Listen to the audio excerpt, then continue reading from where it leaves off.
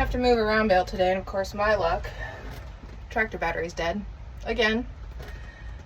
And it used to terrify me to jump any battery because my dad would always say, you know, you gotta hook this up first and this up second, and then you have to do this, and it has to be right, otherwise the battery's gonna blow up in your face. You're gonna have battery acid burns and everything.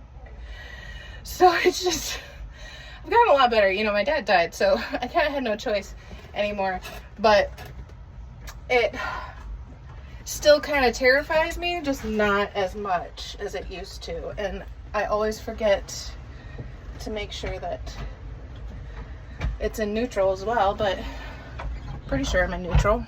Let's try this again.